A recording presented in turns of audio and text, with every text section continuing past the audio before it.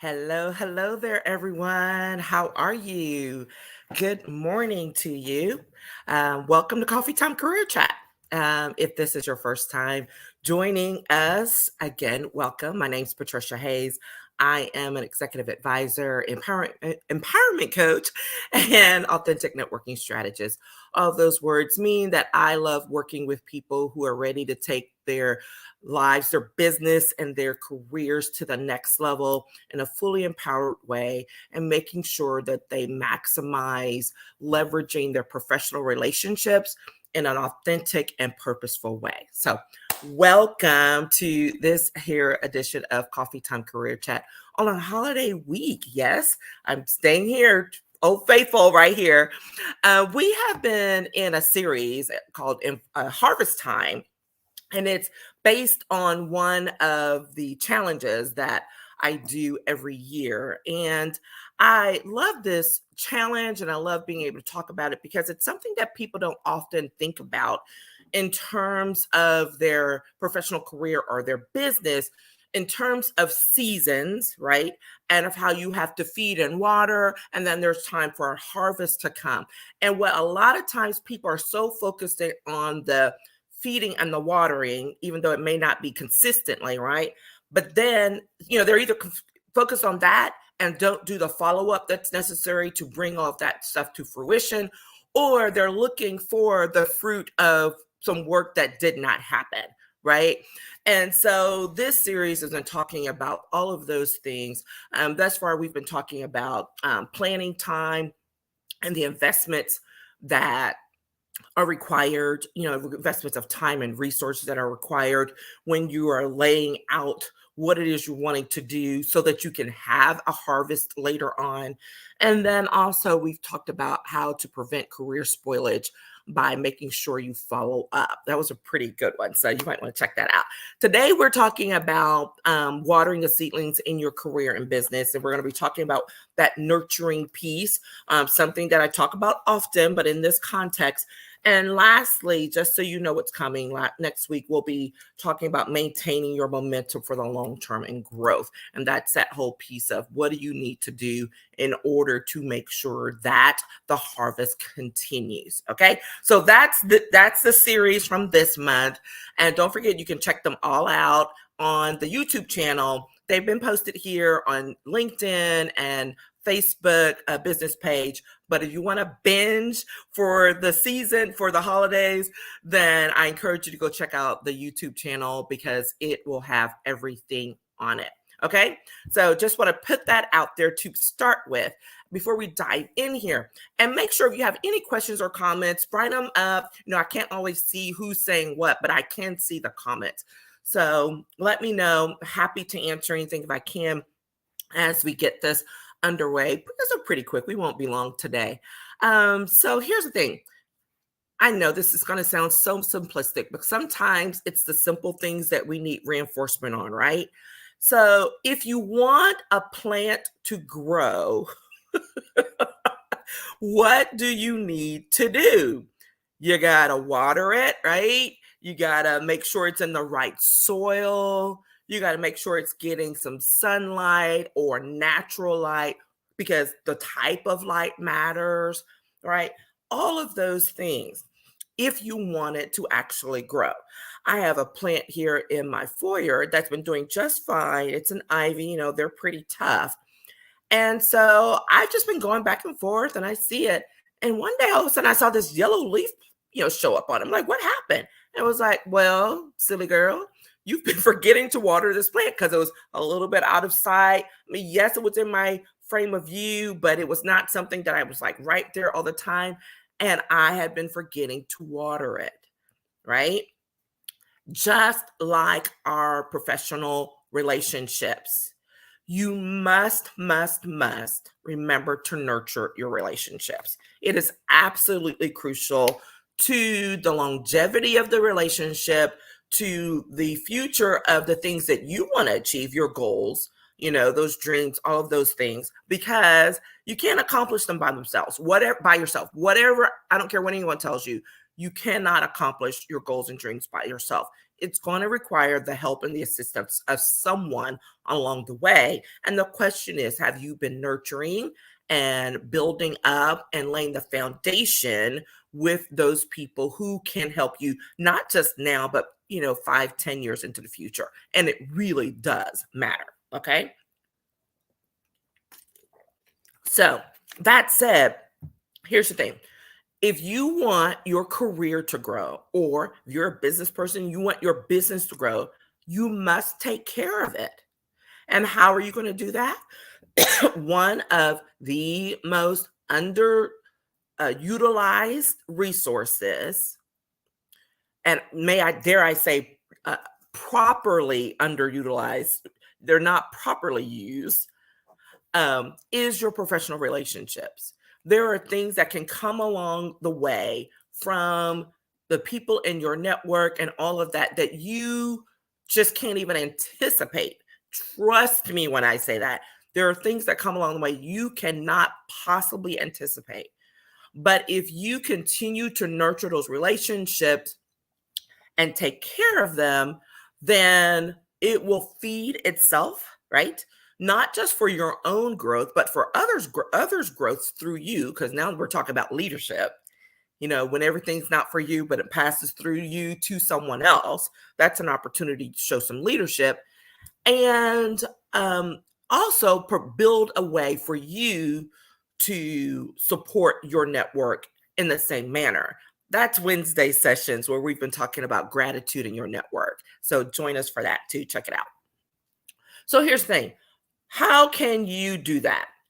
What are you going to do if you're trying to make sure you water your seedlings, watering your network, nurturing it, keeping it healthy, right?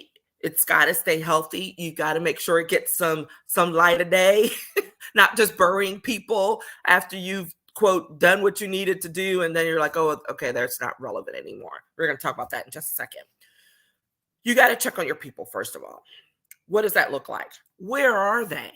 It is as simple as remembering or checking out where they are right now, because that's one of the things that will get things lighted up underneath me real quick when I realize or learn that someone has moved along from a position or even physically, geographically, and I hadn't known that and I didn't realize it. Well, I'm like, oh, I'm not staying on top of things. Let me go do a little bit of homework, right? What does that look like? It could be as simple as keeping up with a professional journal. I used to do this all the time as a baby lawyer, and my boss at the time used to tease me and ask me if I was always looking for new work. I'm like, well, no, not right now. I'm not looking for new work right now. But what I was doing is at the back of the bar journal, there was a section that was dedicated to moves and highlights, right? So when people had moved along from one position to a next, or they had gotten recognized for something. So I would literally, that was probably one of the first sections of the bar journal that I would read, not all the technical stuff. But I would go to that section and I would literally go through it to see if there were people that I knew who had moved along, where they were. And if I did find someone to recognize them, I would send them a congratulations note. It's that simple, right? Your professional association journal, your LinkedIn, right? When you get notifications of people saying, hey, I've got a new position, do you just say, oh, that's cool, and move on? Or do you actually write them a note? And I'm not talking about clicking on the congrats on the new position that comes up automatically when, that's low effort. You could do that, but how about going the extra step, putting a few extra words in there to personalize it so that they know you truly responded to it? So even if you say, hello, Patricia, congrats on the new job, look forward to catching up with you soon. That's two things, super simple, right? And just keeping up, talking to people and making note of it. So that's one of the first things, is you want to know where they are. Where are they? Because you can't be of service to them if you don't even know where they are. What's their latest job? What's the latest project they're working on? Okay. Which gets me to the second part of that, which is, what do they need? You have to stay engaged in order to know what they need so that you can, thirdly, Support them. Ask them, how can you help? Right? So you got to know where they are. You have to know what they need, and then how you can help them. And you may say, well, I know a lot of people. Now, guess what? You're not doing this with every single person all the time, but it's a process, right? So if you're keeping up with 5 or 10 people this week and another group the next week, I'll just say 5. Okay, I won't stress you guys out because y'all know my rule. If you stay in touch with 3 to 5 people a week, like actively naming 3 to 5 people a week to either reach out to anew or to continue to build with, guess how many that ends up being over the course of the year? Over 200 contacts. That does not include meeting someone new or getting referrals to someone like, hey, you need to talk to. Doesn't include any of that. Do the work a little bit at a time, and you would be surprised at how far your influence can go and how far your network can grow. Because just by doing that work, right, 3 to 5 people a week, say hello, how are you doing? Congratulations. What do you need? Let me know if I can help you with that. How far that goes. Because what happens is people get on the phone or they get on a Zoom call with someone else and they're like, hey, I was just chatting with, Patricia, she checked in the other day. And they're like, oh, I hadn't talked to her. And then what happens? Someone else catches up with you. It's a matter of putting the effort in first. And then it builds. Okay. Which gets to that momentum piece we'll talk about next week. All right. What's the next thing? So you got to check on your people. And I've told you how to do that. Then you have to schedule the regular follow-ups. I know I am a broken record on follow-ups, and I'm continuing. I'm always going to be a broken record on follow-ups because most people do not do the follow-up. I am still amazed at how few people actually follow up with others when it comes to certain things. So if you do it, dare I say, even half the time, you are still ahead of what most people are, because people get caught up in the moment and they're like, oh my gosh, I'm too busy. I'll do it later, right? We all do it. No judgment, right? I'm not perfect. I miss, get out there, connect and all of that. And I still miss some, right? But I have a little system where I follow up, for me to follow up. So if it's not an immediate follow-up, then I put it on my calendar, whether it's my paper one or my electronic one, to buzz me to say, don't forget to. And then at the end of each month and each quarter, I try to go back and follow up. So the point is, I'm trying not to let things fall through the cracks. I'm trying to make sure that relationships, old or new, do not follow up, do not fall through the cracks. Hey, Pamela, one of my favorite people generally.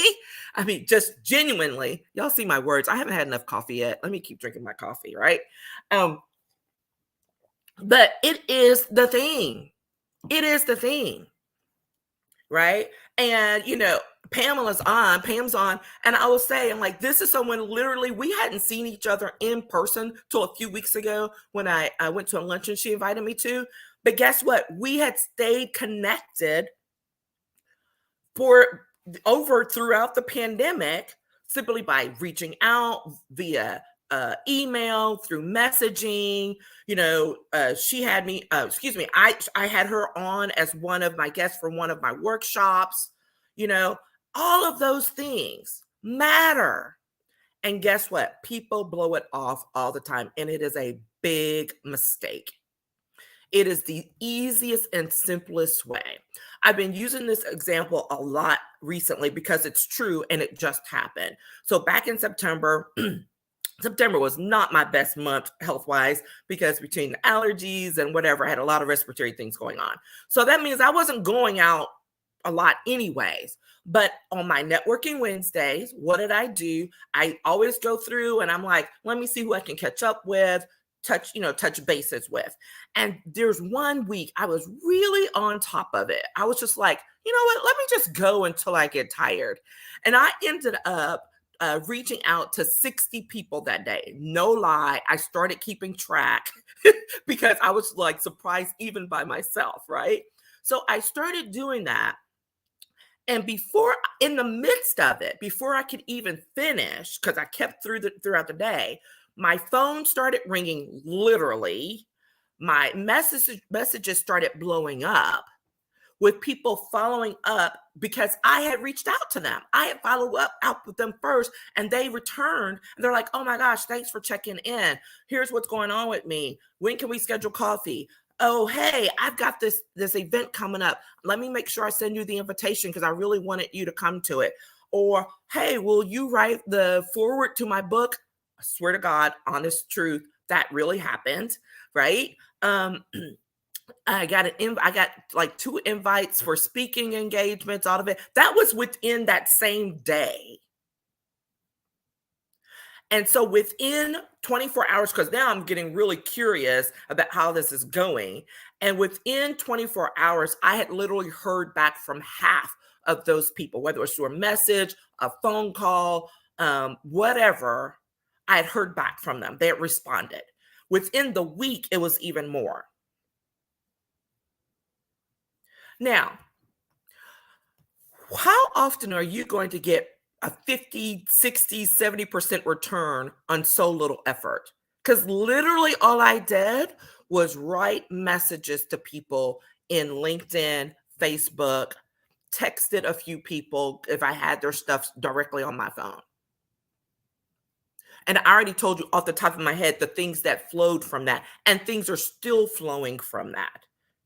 Right? One of the people who had reached out to me was like, "Hey, I want you to speak at this event that's coming up." Then we're talking some more and he's following my things. He's like, "Oh my gosh, I need you to come speak to my students." And then he's like, "Oh, okay. Are you going to come to this event?" Like, this is the same person. So now we're like on 3 or 4 things from one person that has flowed. Okay. I didn't plan that. I had no idea that was going to happen, but it's reaching out that one time. Imagine the power of doing it consistently on a regular basis. Now, I know people are like, "You're crazy. You do all that stuff. I'm not doing that." I never recommend for anyone to do the stuff the way I do because you're not doing this all day. That's not your primary focus or goal. I get it. But if you are interested in building your career, of growing your business, you must have a relationship building plan, period. It is an absolute part of it, and whether you're doing it deliberately or not, it is a part of what you're doing. So why not be intentional and strategic about it? And one of the major things is for you to be the one who follows up. Okay? Don't wait on someone else. Because sometimes we get in our feelings and it was like, "Oh, well, I didn't hear from them."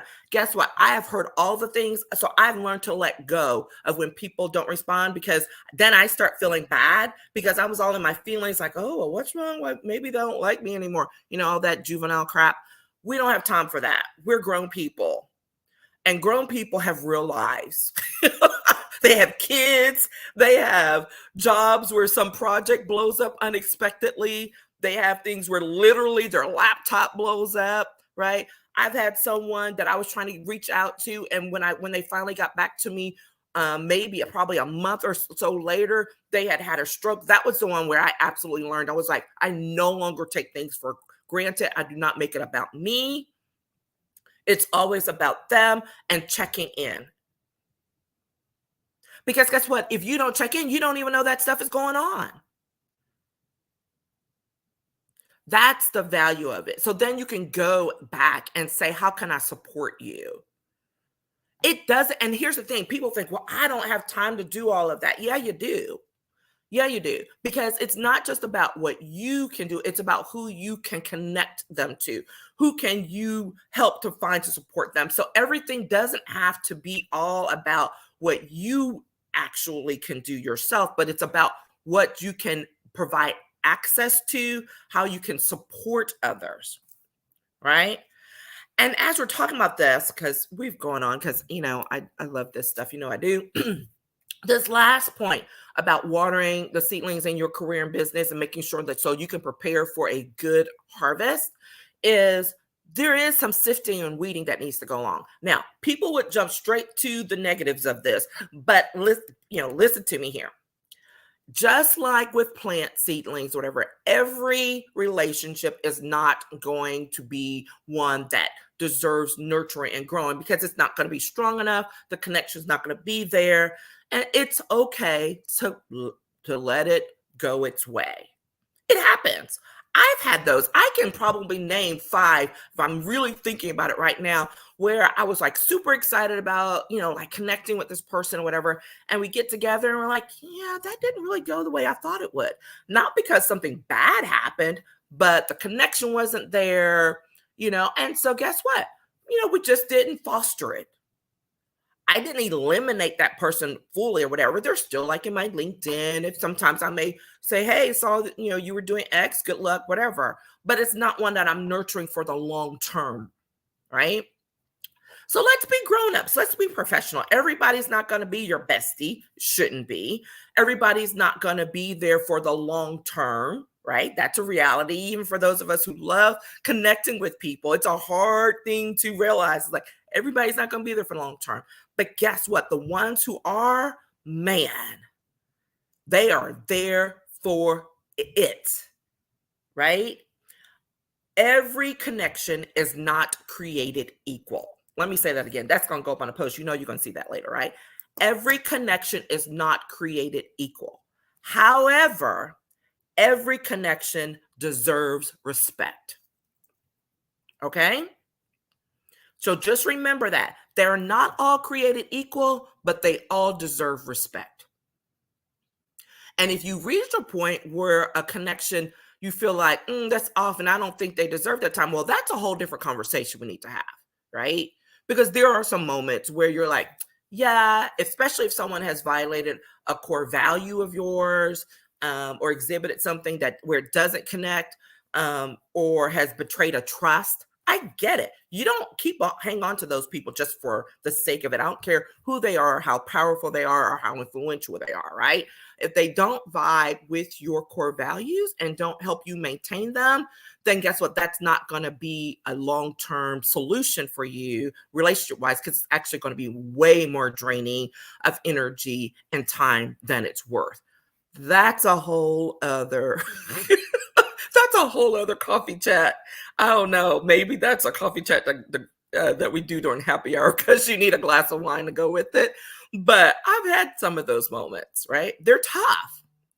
But that's why I say every connection is not created equal, but they all deserve respect. And then you move along. Okay? That's what I got. That is it for harvest time, watering seedlings in your career and business. We want to make sure you check on your people. We want to make sure that you schedule regular follow-ups with them. And then remember to do the sifting and the weeding on a regular basis, right? So that you can make sure you're feeding and watering the right relationships that are going to support your goals, your dreams, your business, your career in a way that's mutually beneficial, right? Not just, oh, what can I take from that person? We don't do that. When we're talking about authentic and purposeful relationship building, we're talking about also a level of mutuality where people are going to be doing a give and receive. Okay? That's what I have for you guys today. Thanks for joining. If you are here in the US, have a great Thanksgiving week and holiday. Congrats. If you're not, connect with me, let me know what's going on, and keep an eye out this week, you guys, because I am going to be putting together and releasing a end of the year bundle of some resources that I've had for some time, and you can share that out and pick it up at a nice little price. I would just say that. Okay. I don't do those sales and all that kind of stuff, but I am willing to help people pull together so that you can get a good sense of direction of where you want to head in the next year. And these resources are going to give you that. So if you have any questions or your question, want to make sure you get it, hit me up in the DMs or the messages, and I'll be sure to follow up with you. Meanwhile, have a great Monday and the rest of your week. Okay? Take care, everyone. Bye-bye.